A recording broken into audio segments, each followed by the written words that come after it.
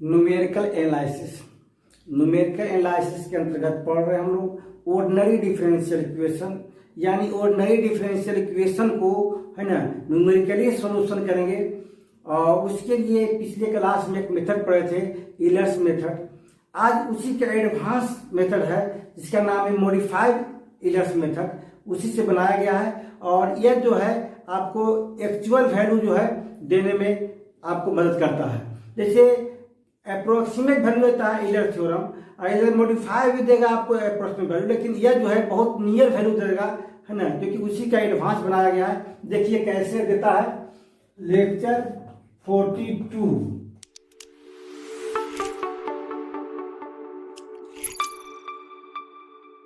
हम लोग ईलर्स मेथड पढ़ चुके हैं और उसी के आज पढ़ने जा रहे हैं मॉडिफाइड ईलर्स मेथड। जैसे वी कंसीडर द इक्वेशन, कौन सा इक्वेशन है? ऑर्डिनरी डिफरेंशियल इक्वेशन लिख सकते हैं यहां पर dy अपॉन dx या yx, या बोलते कितना f of xy with initial condition होता है कुछ इसका दिया रहता है आपका initial condition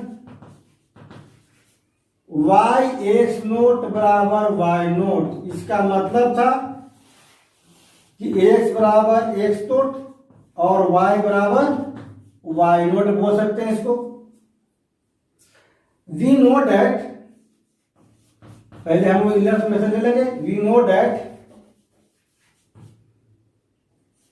bye Euler's method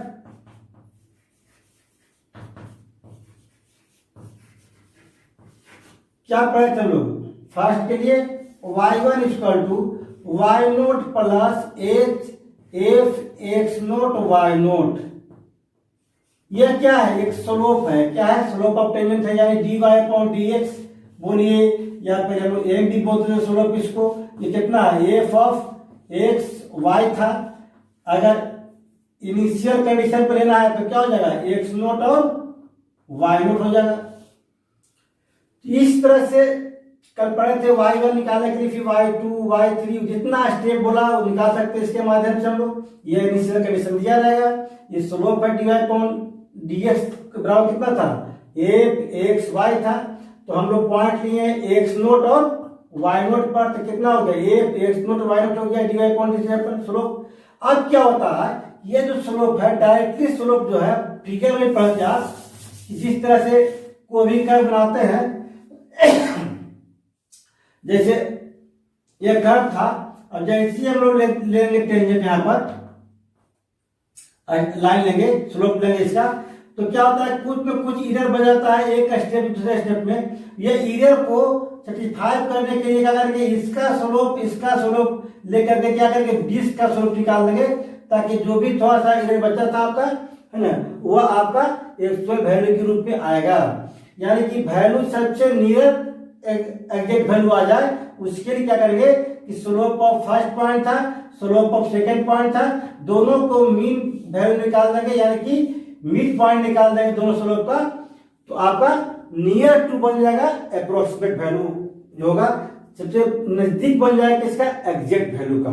यानी कि हम इस स्लोप की क्या था? एक्स नोट और वाई नोट पर, तो हम लिख सकते हैं यहां पर कि स्लोप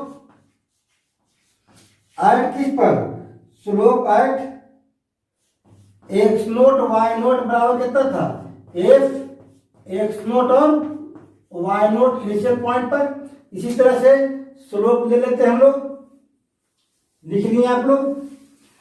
हम समझाने की कोशिश करेंगे कि कोई भी कर्व का एक टेंजेंट जो लिया गया था, वह दो पॉइंट जो था, दोनों पॉइंट पर जो टेंजेंट लेंगे उसका जो मिड पॉइंट निकाल देंगे, तो 20 का जो निकल जाएगा आपका। दोनों में जो है जो ज्यादा डिफर कर रहा था वह डिफर बहुत कम हो जाएगा। जैसे स्लोप एट किस पर, और दूसरा पॉइंट कितना है? x1 और y1 पर, तो कितना होगा? एफ ऑफ x1 और y1 होगा। अब क्या हुआ कि दोनों का हम लोग क्या करेंगे? ये दोनों का मिड पॉइंट निकालना है। द एवरेज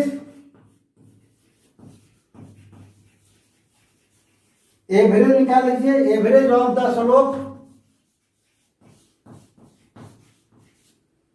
दोनों का एवरेज निकालेंगे, वही हो गया आपका slope of the tangent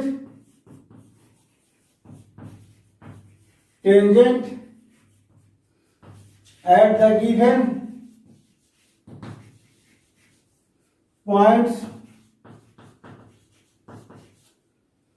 equal to कितना हुआ, एक एक्स नोट वाई नोट, पहले था इनिशियल पॉइंट पर, दूसरा पॉइंट कितना था, एक एक्स नोट वाई नोट, दोनों का एवरेज क्या हुआ मिला था, ये दोनों का जोड़ बाई 2 हो गया, ये न्यू स्लोप बन गया। क्या बन गया, स्लोप।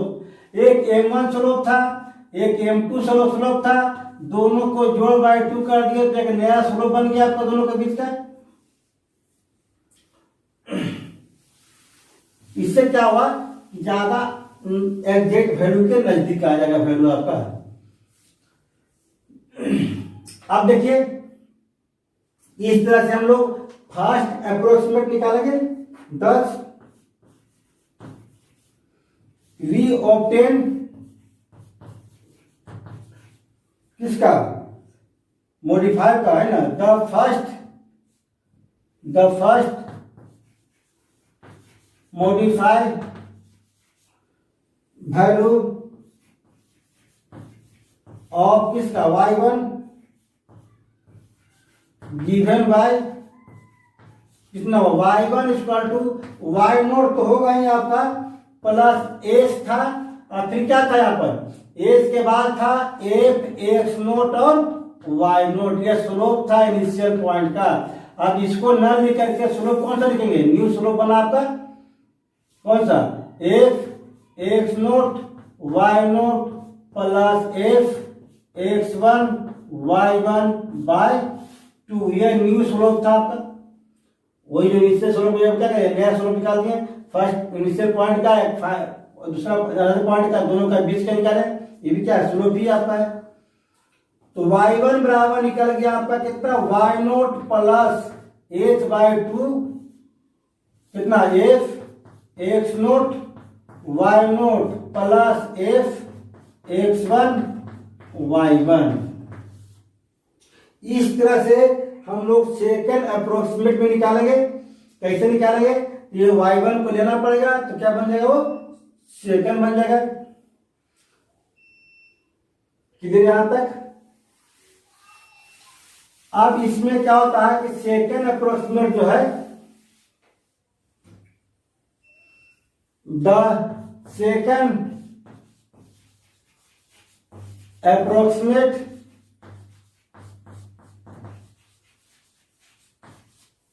किसका, y1 का, फोर y1 क्या होगा, y1 तो आएगा ही, इसका मॉडिफायर करके निकाले ना फर्स्ट का, तो फर्स्ट का मॉडिफायर के सेकंड का गया, सेकंड में बढ़ गया निकल गया, तो क्या हुआ, सेकंड का थर्ड का जाएगा आपका। इस तरह से कितना आ जाएगा आपका, y naught plus h by 2, f कितना होगा, यहाँ कुछ हम लोग निकाले हैं फर्स्ट मॉडिफायर, तो फर्स्ट मॉडिफायर को यहाँ 1 से रिप्रेजेंट कीजिए। ये क्या हो गया, फर्स्ट अप्रोक्सीमेट, y1 के लिए फर्स्ट हो गया, y1 के लिए हमें क्या हो गया, फर्स्ट हो गया। तो अब एक क्या निकाला जा रहा है, सेकंड निकाला जाता है। सेकंड जाके समझने में ज्यादा प्रॉब्लम होगा, क्योंकि फर्स्ट को हम लोग यहाँ 1 लिखे हैं, फर्स्ट मॉडिफायर को, सेकंड का लिखे हैं अप्रोक्सीमेट को 2 लिखे यहाँ पर, y1 को ही मॉडिफाई किया गया है, कितना हुआ, h by 2 f x naught y naught plus f x one comma y one का मॉडिफाई, बस यही थोड़ा सा अंतर है, y1 में पढ़ेंगे तो y2 का जगह पर। इसी तरह से थर्ड लेंगे हम लोग, और थर्ड लेंगे और इस तरह कंटिन्यू करेंगे, कब तक करेंगे देखिए आगे। द थर्ड approximate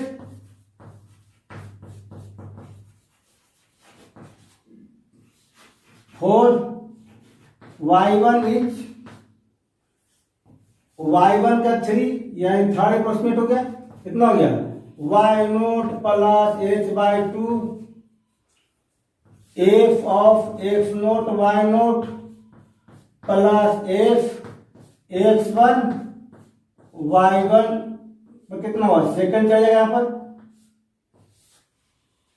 फर्स्ट को यूज किए तो सेकंड निकला, सेकंड को यूज किए तो क्या निकला, थर्ड निकला आपका। इस तरह से हम लोग कंटिन्यू करेंगे कब तक, जब तक पहले भी पढ़े होंगे कि जब तक दो का रूट वैल्यू जो है सेम रिपीट न कर जाए, मैंने y1 का सेकंड अप्रोक्सीमेट और y1 का ही थर्ड अप्रोक्सीमेट और दोनों का वैल्यू क्या हो जाए, सेम आ जाए, तो समझेंगे क्या, वही आपका अप्रोक्सीमेट वैल्यू निकल गया आपका। तो यानी कि this process is repeated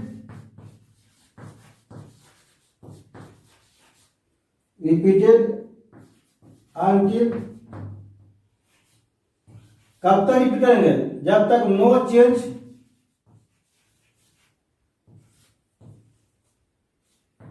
is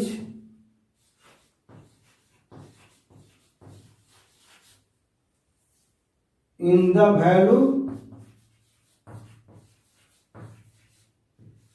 of y1, यानी कि देखा जाए कि y1 2 का वैल्यू आ जाए 3.124 और y1 3 का वैल्यू कितना आ जाए 3.124 और जितना मान निकाले इसका वैल्यू सेम आ जाएगा, रिपीट आएगा ना, तो यही आपका हो जाएगा अप्रोक्सीमेट वैल्यूज का। इस तरह से क्या होता है कि आंसर को एग्जैक्ट तक पहुंचने के लिए है ना आपको सुविधा क्या मिलता है कि आपका 2 बार रिपीट कर गया, 3 बार रिपीट कर गया, समझ जाए कि वही क्या आपका अप्रोक्सीमेट वैल्यूज का वही होगा आपका। यहां तक क्लियर है। जबकि इलर्स मेथड में ऐसा नहीं था, इलर्स मेथड में स्टेप था केवल कि 5 स्टेप तक निकालिए आंसर, 10 स्टेप तक आंसर निकालिए, आपको जहां तक इच्छा वहां तक निकालिए। चाहे उसमें भी आगे चल के वैल्यू दोनों का वैल्यू एक दूसरे का अप्रोक्सीमेट हो जाए तो वही आपका वैल्यू होता है, होता है। लेकिन मॉडिफाइड में क्या होता है कि क्लियर कर देता है आपका कि दोनों का वैल्यू इक्वल आ गया, इसलिए यही आपका अप्रोक्सीमेट वैल्यू हो गया। यानी कि हमको स्टेप ज्यादा निकालने की जरूरत नहीं है, हमको बल्कि एक ही स्टेप में 2 स्टेप में निकाल के हम लोग आंसर को ला सकते हैं, दिखा सकते हैं। तो कुछ एग्जाम्पल समझने की कोशिश करते हैं इसमें। यहां तो कोई प्रॉब्लम नहीं है आप लोग का। ये लोग स्टार्टिंग में इक्वेशन का सॉल्यूशन कर रहे थे, उसमें भी ऐसा ही था है ना कि अप्रोक्सीमेट वैल्यू और 2 का सेम आ गया लगभग, है ना, चाहे नियर टू 0 हो गया तो समझते थे कि वही आपका वैल्यू है। आज भी वही थी वहां पर कि 2 का अगर है ना सेकंड अप्रोक्सीमेट थर्ड अप्रोक्सीमेट, चाहे फर्स्ट अप्रोक्सीमेट और सेकंड अप्रोक्सीमेट दोनों सेम हो जाए तो थर्ड भी क्या होगा, सेम ही आएगा, फोर्थ भी सेम आ जाएगा ना, तो समझे कि वही आपका सोल्यूशन हो गया। एग्जाम्पल समझते हैं। Given dy upon dx equal to 1 plus xy with y0 का मान 2, यानी कि x0 के मान 0 y0 के मान 2। तो फाइंड डायरेक्ट एक ही स्टेप निकालने बोला है, y0.1 पर निकाल लीजिए ना, तो कैलकुलेट होता है कि 0.1 पर निकालिए चाहे 0.5 पर निकालिए, तो 2 पर बोल दिया जाए तो आपका तो एक होगा y1 होगा, है ना, y1 पर 1, y1 पर 1, y1 पर 2, है ना, y1 पर 3 निकालेंगे, इस तरह निकालेंगे।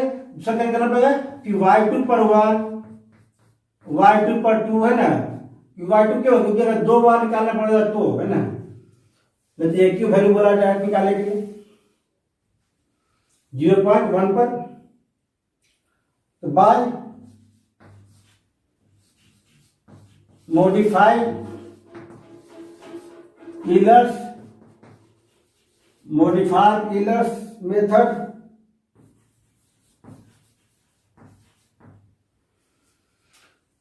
अब देखिए इसका solution. Given that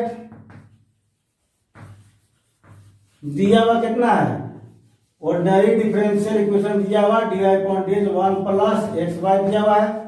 initial condition दिया हुआ है कितना, y नोट बराबर कितना, y नोट y कितना 0 बराबर कितना 2 दिया हुआ है। x नोट का मान 0 हो गया और y नोट का मान 2 हो गया। x नोट बराबर कितना 0 और y नोट बराबर कितना हो जाएगा 2।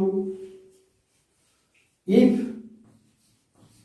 h बराबर कितना है 0.1 देन,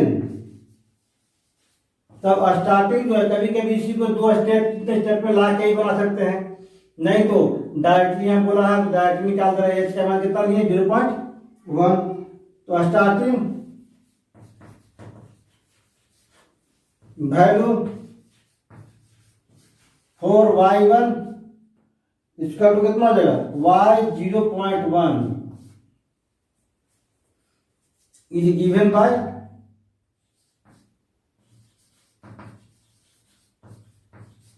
कितना y1 बराबर y note plus h of कितना x नोट y नोट। पहले निकाल लेंगे, जब मॉडिफाई निकालेंगे ना, ताकि मॉडिफाई का जो फॉर्मूला बनाया गया था तो पहले y1 निकाला गया था इधर में से ना, तो y नोट का मान कितना 2 है प्लस h का मान कितना 0.1 और x नोट y नोट का मान कितना होगा। देखिए यहाँ पर किसके बराबर है, f ऑफ x y के बराबर है। f ऑफ x y के मान कितना 1 प्लस एक्स वाई, तो f ऑफ कितना x नोट y नोट के मान कितना हुआ 1 प्लस एक्स नोट और y नोट। ये आएगा आपका, नहीं समझे। जैसे f x y dy upon dx बराबर क्या होता है f एक्स वाई होता है, और इसका मान दिया हुआ कितना 1 प्लस एक्स वाई। अगर x जगह पर x नोट दिया जाए y की जगह पर y नोट, यहाँ क्या होगा x नोट y नोट, यहाँ x1 y1, यहाँ क्या होगा x1 y1, जो यहाँ जाएगा वही क्या होगा, कितना हो गया 2 इंटू 2 प्लस 0.1 इंटू कितना x1 प्लस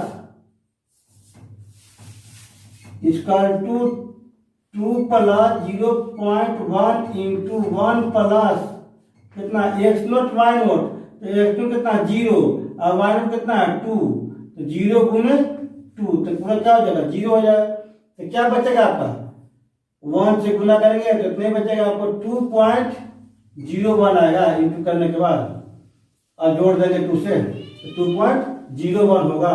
इस तरह से हम लोग निकाल दिए इलर्स मेथड से एक y1 का वैल्यू। अगर y1 का वैल्यू आ गया, इसका फर्स्ट मॉडिफायर निकालेंगे, सेकंड मॉडिफायर निकालेंगे। कब तक निकालेंगे जब तक वैल्यू रिपीट न कर जाए। तो बाय फर्स्ट मॉडिफाइड इलर्स मेथड कितना हो गया फर्स्ट अप्रोक्सीमेट, तो फर्स्ट अप्रोक्सीमेट अब इसी बात बता रहे कि फर्स्ट फर्स्ट कितना y1 1 पर क्या हो जाएगा y note plus h y 2 formula था कितना f of x naught y note plus f of कितना x1 y1। अब कितना है y नोट का मान मालूम आपको है कितना है y1 का मान, ये वैल्यू है y note plus h by 2 और इसका वैल्यू क्या होगा f x naught y note का मान, तो 1 plus x naught y note, और इसका मान भी क्या होगा 1 प्लस x1 इंटू y1। इस तरह होगा आपका। अब सब का मान रख देंगे। y नोट का मान कितना था देख लीजिए, y नोट का वैल्यू था आपका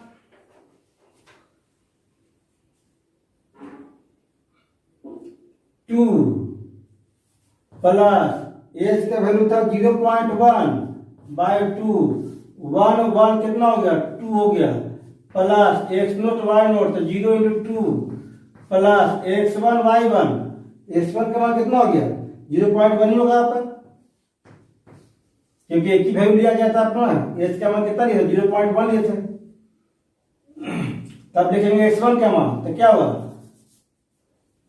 यहाँ पर समझा देना आपको सारी जगह कि x नोट का मान कितना है 0, तो x1 का मान कितना होगा x नोट प्लस h, तो 0 प्लस 0.1 तो कितना हो गया 0.1, x2 का मान कितना होगा x नोट प्लस 2h, तो 0 प्लस 2 गुने 0.1 तो कितना हुआ 0.2, ऐसा आएगा। लेकिन इसका जरूरत पड़ेगा नहीं, हमको एक के स्टेप में निकालना है।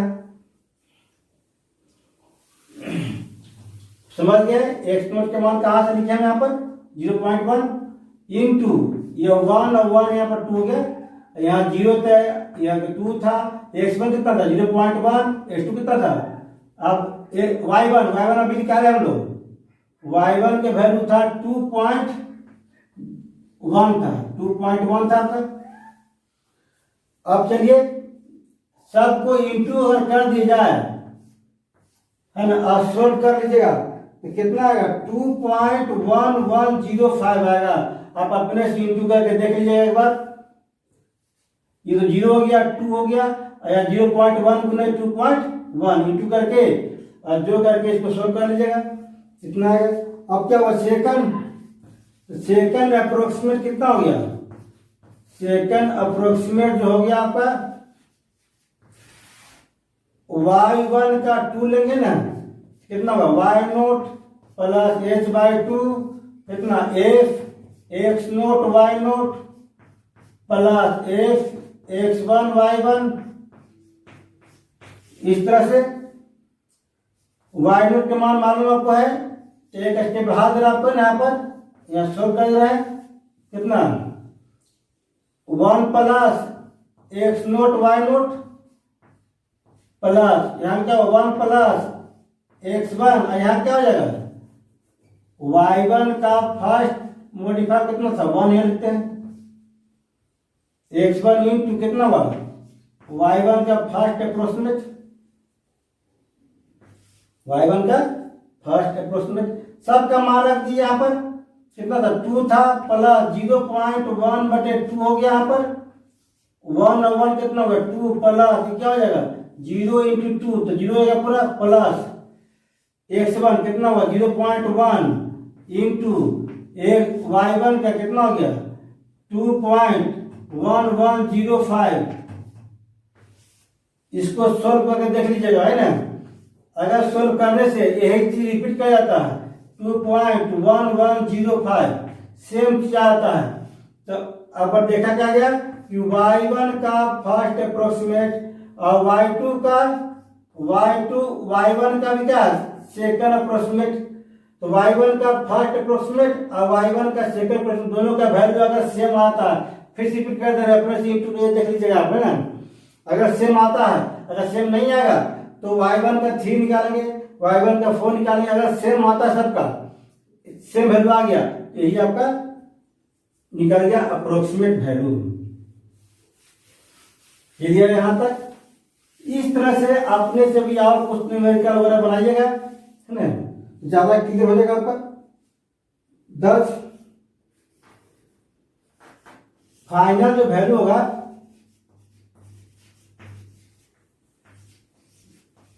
y1 बराबर कितना, y1 पर कितना 0.1 नहीं तो ऐसा था, y1 के क्या था y 0.1, इसका वैल्यू कितना आ गया, अगर दोनों रिपीट कर गया तो क्या हो जाएगा 2.1105 आंसर होगा।